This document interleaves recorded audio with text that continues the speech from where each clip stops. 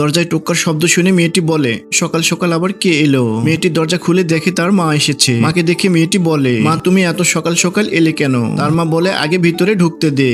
মা বলে, তুই ঘরের কি অবস্থা করেছিস? মেয়েটা তাড়াতাড়ি করে এলোমেলো কাপড়গুলো সাজাতে লাগলো। তার মা বলে, তুই কি আর শুধরাবি না? তোকে আমি কতবার বলেছি ঘর নোংরা করতে হয় না। মেয়েটি বলে, কই ঘর নোংরা করলাম? তার মা বলে, এসব কথা থাক, আজকে আমরা বাইরে খেতে যাব, চল। মেয়েটি যখন গাড়ি বের করবে তখন মেয়েটি বলে, এটা কার গাড়ি? সামনে থেকে সরাও। তার মা বলে, এভাবে কথা বলতে হয় না।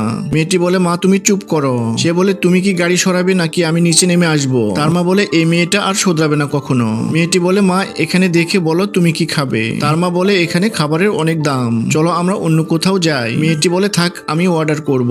তখনই মেয়েটা ওয়েটারকে বলে, আমার জন্য দুটো ব্ল্যাক কপি আনো। মেয়েটির মা বলে, এখানে তো কপির অনেক দাম, এর ভিতরে এমন কি আছে?